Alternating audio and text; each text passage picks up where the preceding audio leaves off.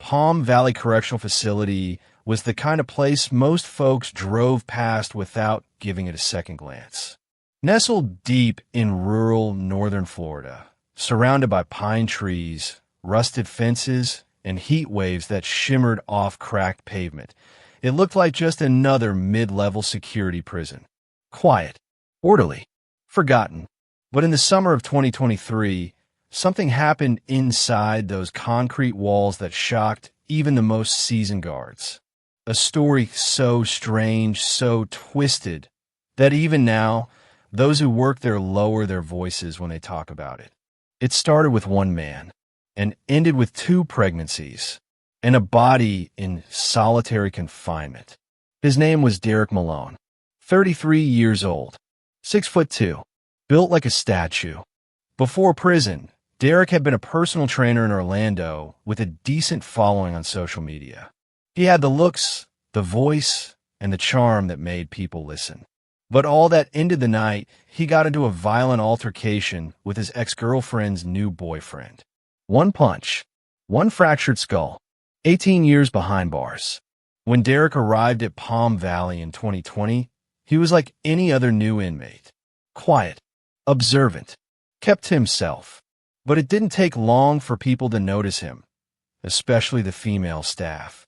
Something about him, his calm presence, the way he carried himself, made him different, dangerous, even, but in a way that didn't feel threatening. It felt magnetic. And for 2 correctional officers, that magnetism proved fatal. Officer Tasha Green, age 38, had been with the Department of Corrections for over a decade. She was tough but fair, divorced, no kids, and lived alone in a modest condo outside town. Most people who knew her described her as disciplined, dependable, and quiet. She didn't talk about her personal life. She didn't go out for drinks after work. She just did her job and went home. But even the strongest walls can crack. Tasha first noticed Derek during her late-night shifts at the prison gym. He wasn't like the others. He worked out in silence, never showed off, never started trouble. He'd just nod at her politely, then return to lifting weights like the world outside didn't exist. Over time, those silent nods turned into small talk, then questions, then compliments, and soon, something else entirely. Officer Betrayal Watson was younger, just 29, fresh out of training, with bright eyes and a nervous energy she tried to hide behind a stiff uniform.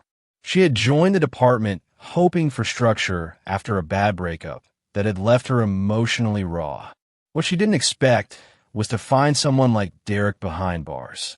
To Betrayal, Derek wasn't a criminal. He was kind, attentive. He remembered things she said. He asked about her day. He said she had the kind of smile that made people feel safe. She hadn't felt that way in years. They started seeing each other late at night during medical runs and unit rotations. Small moments that turned into longer conversations, then into something more. Neither woman knew about the other. Both believed they were the only one. And Derek? He played it carefully, lovingly, like a man with a plan. Some called it manipulation. Others would later call it survival. Either way, by early 2023, both Officer Green and Officer Watson were sneaking off into shadowed corners of Palm Valley, risking their jobs, their freedom, and everything they had for one man. And in places where cameras didn't reach, inside a mop closet, an old storage room, a blind spot behind the medical wing, lines were crossed. Again and again. But in a prison, secrets don't stay buried forever. Especially when 2 women realize they're carrying the same man's child. And the man in the middle, he'd never get the chance to explain. It started with a wave of nausea. Officer Betrayal Watson had just begun her night shift when she doubled over in the staff bathroom, pale and sweating. At first, she thought it was the prison food. God knows it wasn't great. But when the nausea came back the next night, and the one after that, she bought a test. Positive. She sat in her car for over an hour that morning, hands shaking, staring at the little pink lines on that stick like they might disappear if she blinked hard enough. Her first instinct wasn't fear. It was hope. Maybe, just maybe, this was a new beginning. She didn't tell anyone. Not right away. Not even Derek. Deep down, she wondered if he'd be happy, if this meant something more than a secret affair behind locked doors. What she didn't know, what no one knew yet, was that she wasn't the only one feeling sick.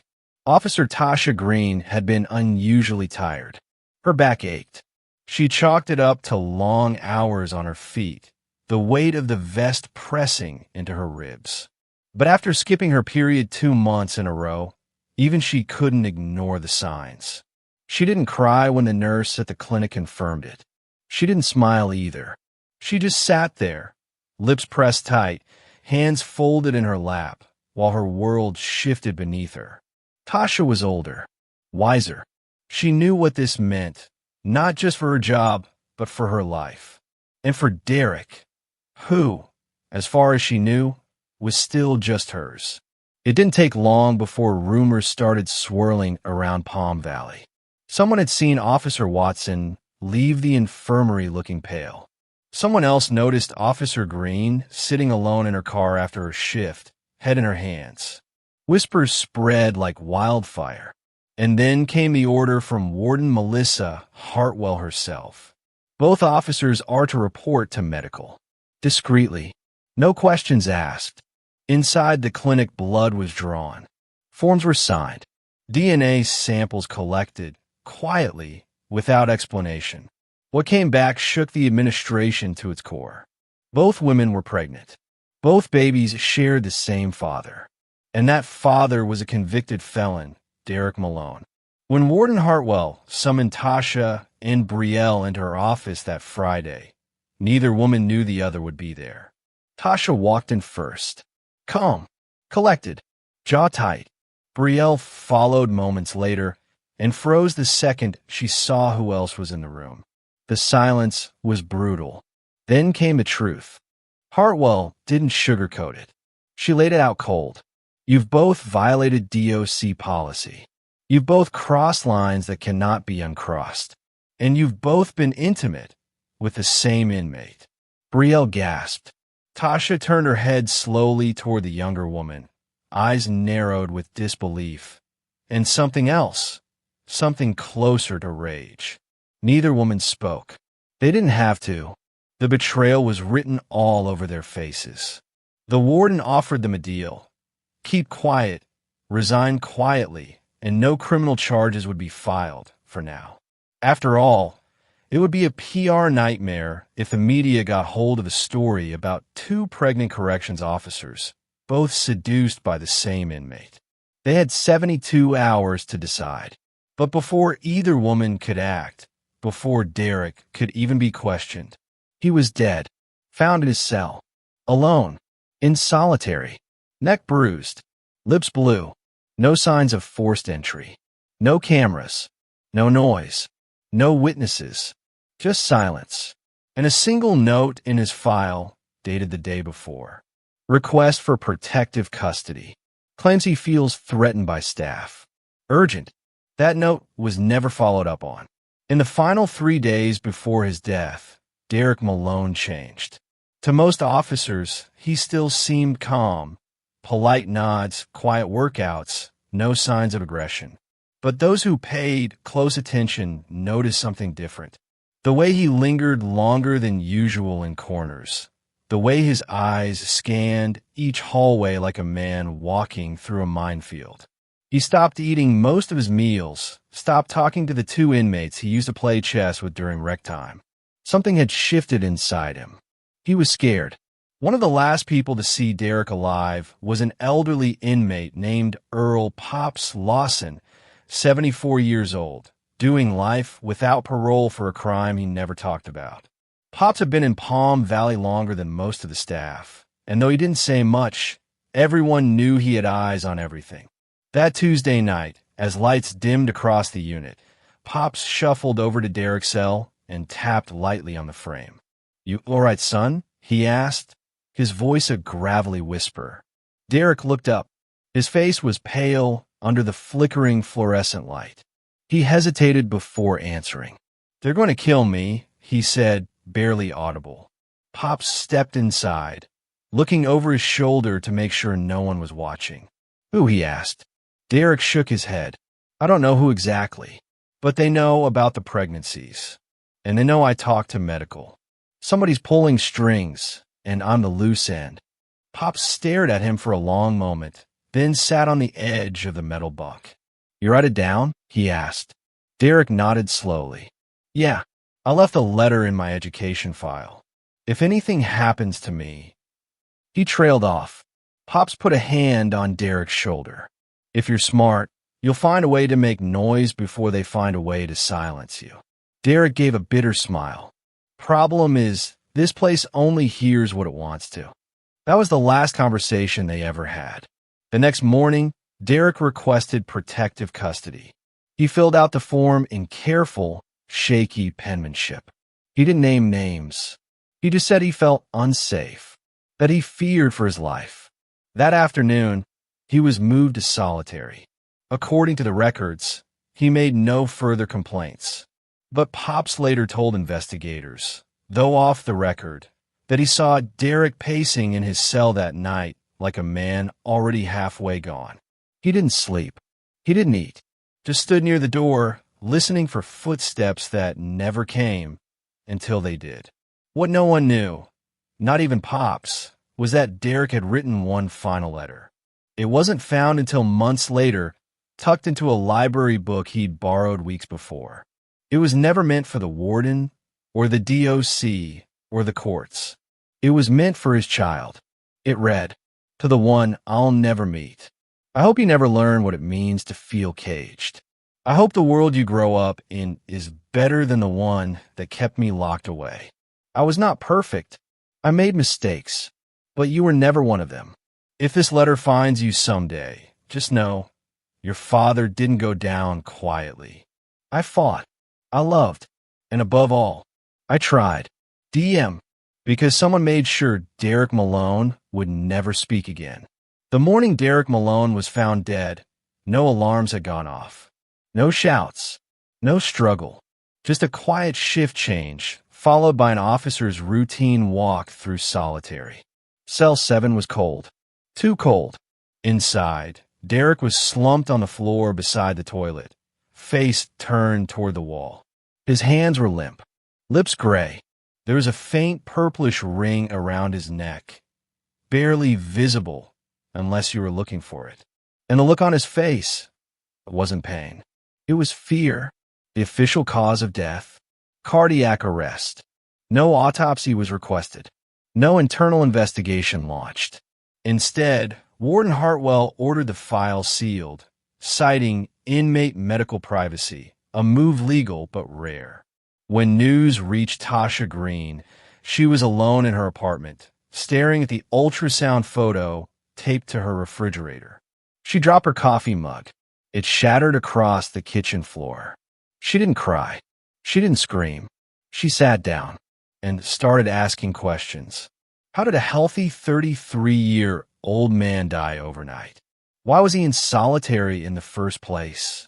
And why had his written request for protection been buried at the bottom of his file, time-stamped just 16 hours before he died? The request wasn't sent through proper channels. It was hand-delivered. By who? No one seemed to know. Or maybe they just didn't want to say. Brielle, meanwhile, was spiraling. She stopped showing up for shifts, ignored calls from the warden. Her mother drove up from Gainesville just to check if she was still alive. She was, but barely holding it together. She believed Derek cared for her, that they had something real, that he'd be there. Now, all that remained was a name on a death report and a future she hadn't planned for. But unlike Tasha, Brielle didn't want answers. She wanted silence, for this nightmare to go away. She told her mother, "He's gone. That's the end of it." But it wasn't. Not even close. Back at Palm Valley, strange things started happening. The logbook from Derek's unit disappeared. Surveillance footage from the hallway leading to solitary? Corrupted. Officer shift reports from that night? Incomplete. One correctional officer, Greg Sanders, confided in Tasha one evening in the staff parking lot. "I saw Lieutenant Briggs near solitary after hours. Said he was doing a random check, but his name ain't on the shift roster." Tasha's blood ran cold. Lieutenant Harold Briggs, her superior, the same man who once warned her never to get too friendly with inmates. The same man rumored to have had something going on with Officer Watson months ago, before Derek ever came into the picture. Was it jealousy? Revenge? Or something deeper? Tasha didn't know yet, but she was about to find out just how deep the rot in Palm Valley went. Because this wasn't just a tragic love triangle. It was a calculated cover-up. And someone inside that prison, someone with authority, had blood on their hands. Officer Tasha Green had worn that uniform for over 10 years. She'd seen fights, suicides, overdoses. But something about Derek's death felt wrong. Manufactured. Cleaned up too well. And it wasn't just the missing footage or the altered reports. It was the silence. No one in the unit was talking. Not even the inmates.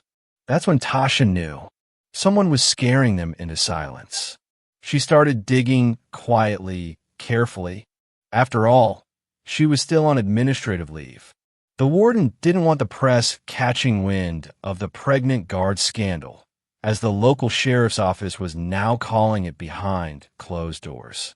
One night, unable to sleep, Tasha pulled out a small manila folder she'd taken from Derek's inmate file weeks before everything fell apart. It was supposed to be routine notes from the education wing. But tucked inside the folder was something she hadn't noticed before. A handwritten letter. Folded. Unaddressed. Just 5 words scrawled across the front. "If anything happens to me." Inside the letter, Derek had written in shaky, slanted lines. "They told me to stay quiet. But now both of them are pregnant, and I'm scared. I think they're going to make me disappear. If you find this, it's not an accident. It's Briggs. He knows everything, and I think Betrayal told him." Tasha dropped the paper.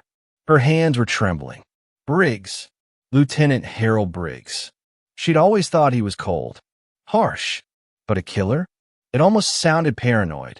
Until she remembered what Officer Greg Sanders had said. Until she remembered Briggs had keys to solitary. And no one else was working that night. Meanwhile, Betrayal was unraveling. She had checked herself into a small clinic outside Gainesville. Said it was for rest, but everyone knew she was falling apart. The pregnancy, the guilt, the whispers from coworkers, it was all too much. But there was one thing she hadn't told anyone. She had confided in Briggs. Weeks before Derek's death. Back when she was scared, unsure. She'd gone to Briggs thinking he was a mentor, a protector. She told him everything about the affair, the pregnancy, and her fear of losing her job. She thought he was trying to help. She didn't know he'd held a grudge, not against Derek, but against her. Because months earlier, when she ended their brief relationship, he hadn't taken it well. He was cold, distant, then quiet. Too quiet. Back at Palm Valley, things got darker. Tasha's apartment was broken into. Nothing stolen, just papers scattered, files opened, Derek's letter missing. She didn't call the police. She didn't trust anyone anymore. Instead, she drove to a local attorney, Monica Hall, a former Department of Corrections whistleblower who now handled wrongful death cases. Monica read the letter. "Looked up. You need to go public," she said. "If you don't, they'll bury this man. And maybe you too." Tasha hesitated. She was weeks away from giving birth. She was exhausted, alone, disgraced. But she nodded, because Derek wasn't just an inmate. He was the father of her child, and she wasn't going to let his name vanish in a sealed report. Not without a fight. Tasha Green had always followed the rules. Until now, sitting across from attorney Monica Hall, she felt like she was stepping off a cliff with no parachute.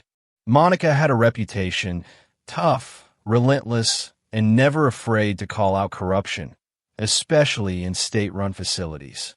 She'd taken down a warden once. People still whispered her name in staff lounges like it was a warning. And now, she had Derek Malone's story in her hands. "They'll try to discredit you," Monica said calmly, flipping through the letter again. "They'll say you were sleeping with an inmate, that you acted out of guilt.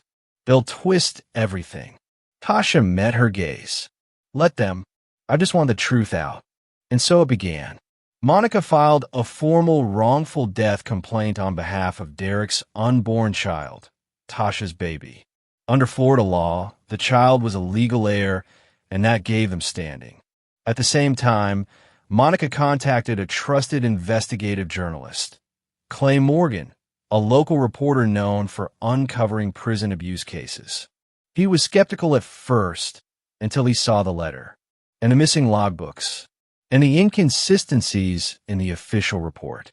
"You realize what you're opening up here?" Clay asked. "This could take down the whole top floor of Palm Valley." Tasha nodded. "Then it needs to fall."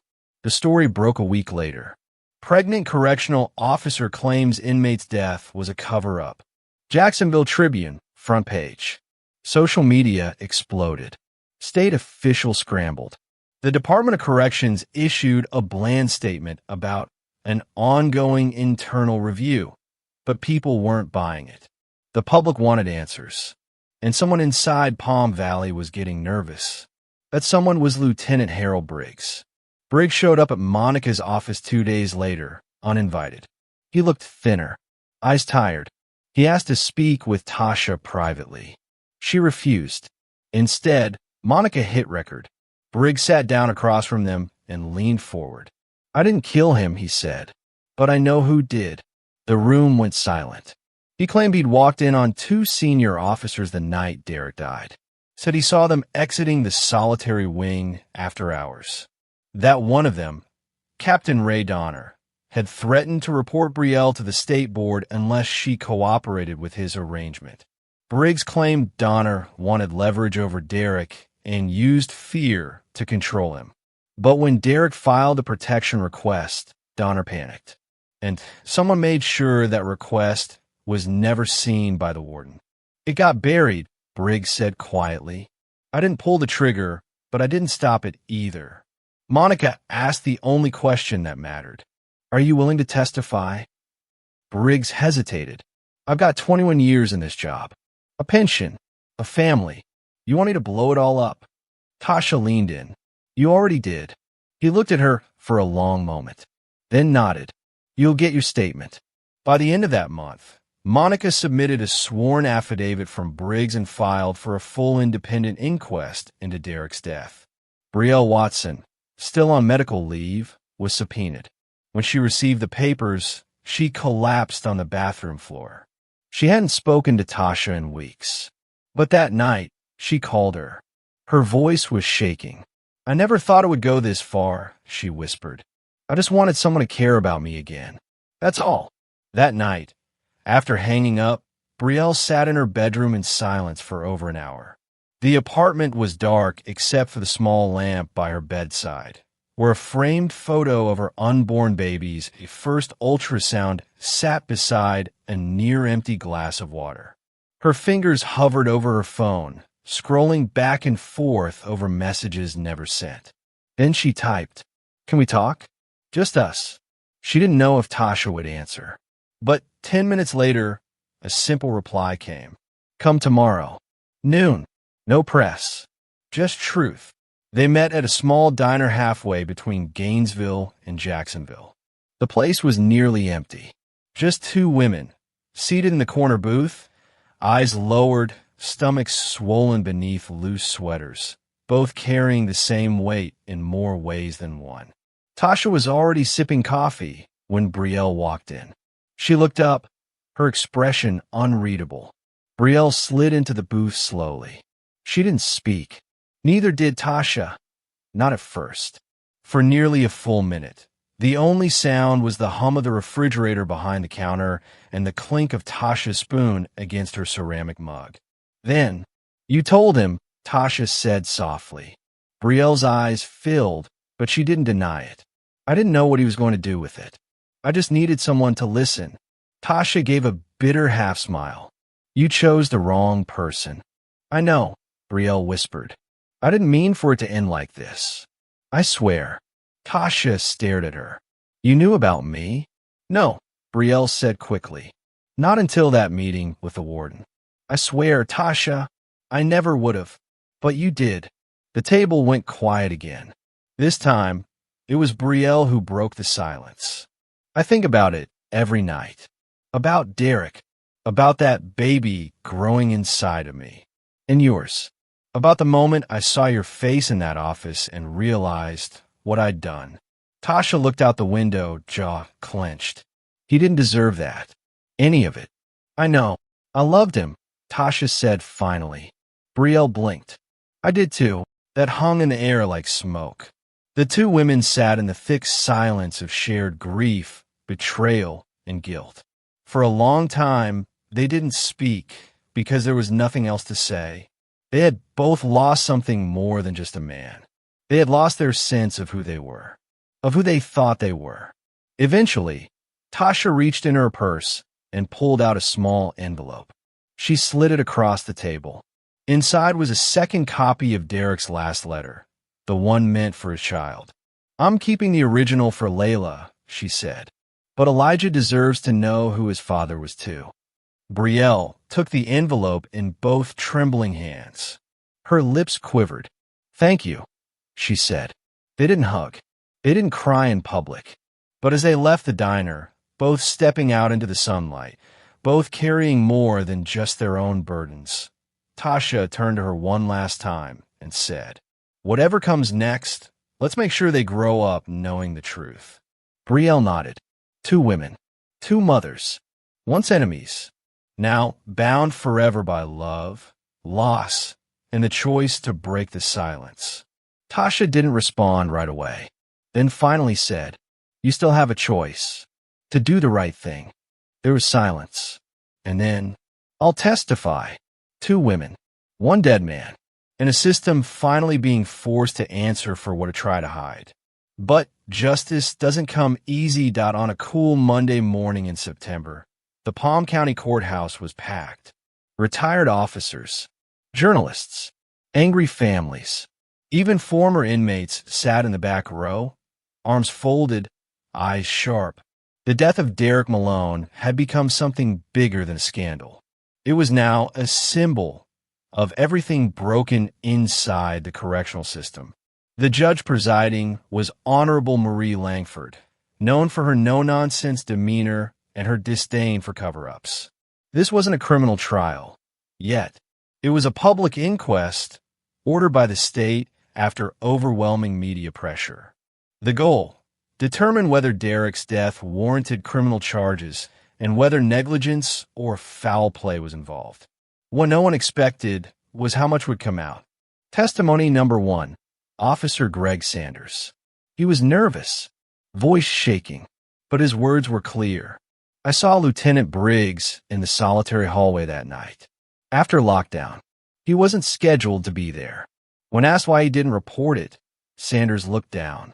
Because I knew what happened to people who asked too many questions.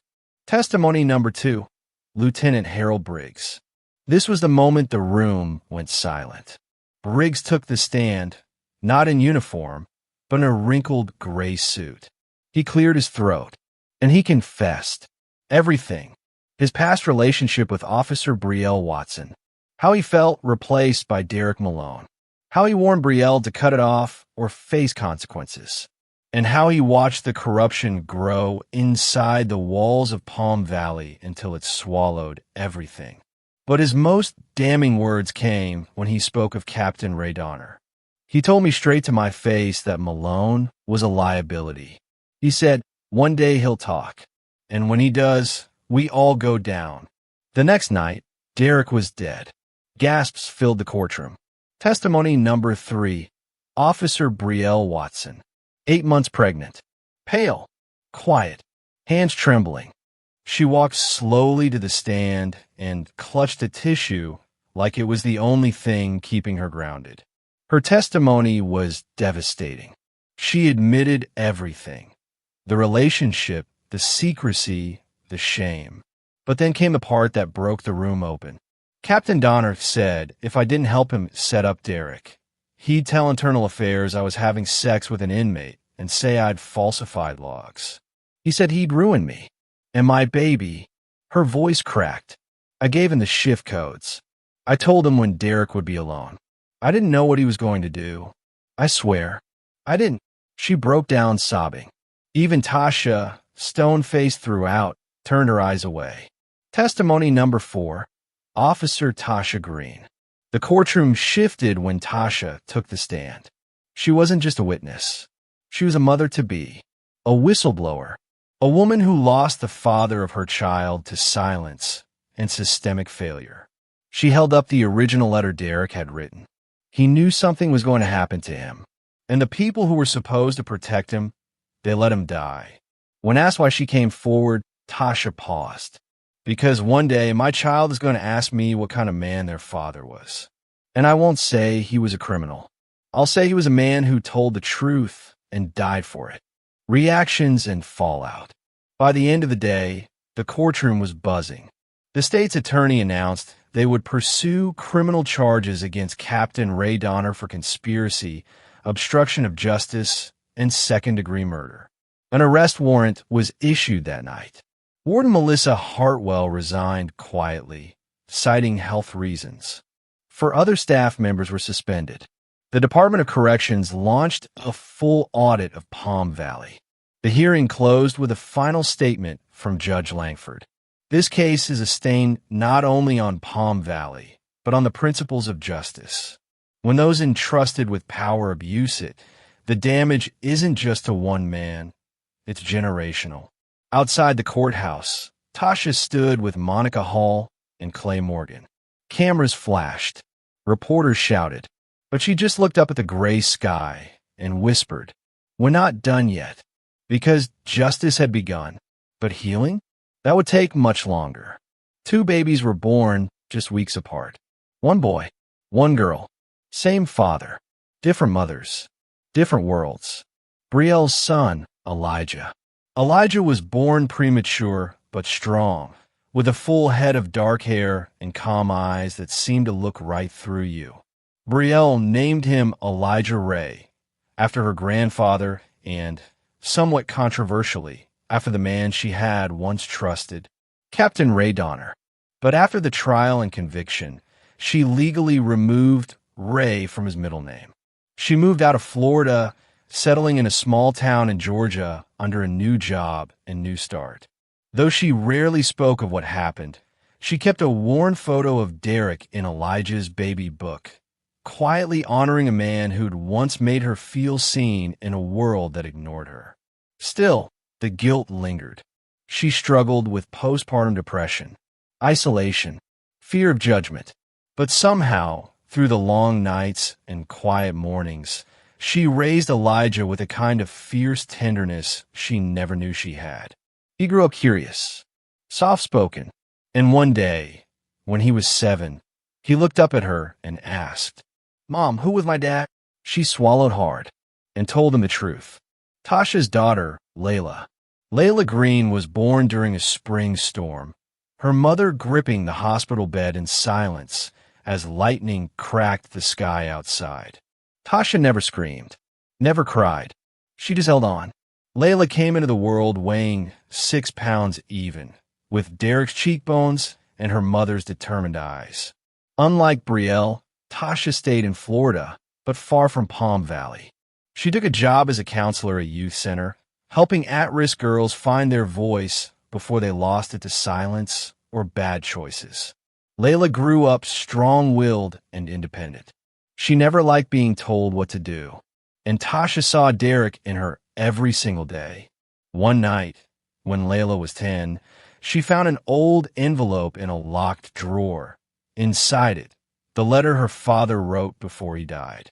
She didn't understand it at first, but when Tasha sat her down and explained everything, Derek's life, his death, the system that failed him, Layla didn't cry. She said, "Then I'm going to be someone who fixes it." And Tasha knew her daughter was already braver than she'd ever been. The unexpected reunion. 12 years later, A youth leadership conference in Atlanta, two teenagers, Elijah and Layla, found themselves seated at the same table. They didn't know each other, but there was something oddly familiar in their faces. Their posture, even the way they listened more than they talked.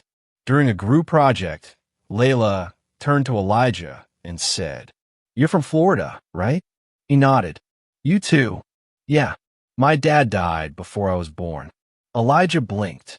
"Mine too." They stared at each other. A pause. Something passed between them. They didn't know it yet, but a shared legacy had just crossed paths. And one day, they'd both come to understand the truth. That they were siblings, children of the same man, raised in different truths, but bonded by the same wound. 10 years later, the truth finally had a name. It was a sunny spring afternoon in Atlanta. The city buzzed with the hopeful energy of youth and activism. At the downtown Civic Center, banners hung across the hall. Voices for Justice. Youth Leadership Summit on Prison Reform. Among the crowd were two teenagers, Layla Green and Elijah Malone. They had met briefly before, shared a few group sessions and projects of the summit. But it wasn't until the third day, during a storytelling panel, that they truly saw each other. The moderator had invited volunteers to speak about why they were there, what brought them to this space, what they hoped to change. Layla stood first. "My name is Layla," she began, her voice steady. "And I'm here because my father died in prison before I was born. Not because of violence between inmates, not because of anything he did, but because people in power decided he was disposable." The room was silent. "I never met him, but I read his words. I carry his truth, and I want to make sure no one else's father disappears like mine did." She sat down. Moments later, Elijah stood up, hands nervously fidgeting in his hoodie pocket. "I didn't know my dad either," he said quietly. "I used to think that was my fault, or maybe his." He glanced over at Layla. "But I'm starting to think maybe we both inherited something bigger. A truth that was buried. A story that wasn't finished." He paused. "And maybe we're the ones who were supposed to finish it." After the panel, the two teens sat together under a shade tree outside. The air smelled like fresh grass and pollen. They talked for nearly 2 hours about school, music, their moms, their strange mirrored lives. There were too many coincidences to ignore. Layla finally asked the question hanging between them. "Elijah, what was your dad's name?" He pulled out a worn piece of paper from his wallet, a folded copy of a letter. "Derek Malone." Layla didn't speak. Her breath caught in her throat. Slowly, she reached into her bag and pulled out her own copy of the same letter. Identical handwriting. Same last line. "I tried." They looked at each other, eyes wide, silent. And then, Layla whispered, "You're my brother." The world tilted. They sat there for a long while, not needing to say anything more. In that moment, the weight of years lifted, not gone, but lighter. When they told their Mother's Days later, it was emotional, but not shocking. Brielle and Tasha had always known this day would come. They just prayed it would happen on kind terms. The four of them eventually met again, this time not in a courthouse or a diner, but in a small park in Gainesville. They brought sandwiches, photos, and stories. No cameras, no headlines, just healing. Layla and Elijah would go on to launch a nonprofit together, the Derek Project, an initiative focused on prison reform, whistleblower protection, and education for children of incarcerated parents. Their story made headlines again, but this time, it wasn't about scandal. It was about resilience. About two strangers who found each other not through blood tests or court orders, but through the words of a father who refused to be forgotten. Back in Florida, Tasha still kept a framed copy of Derek's letter by her nightstand. Sometimes she read it before bed. Sometimes she didn't have to, because she remembered every word. "If anything happens to me, know that I loved you, and that I tried." She would whisper back, "You did more than try. You left behind hope."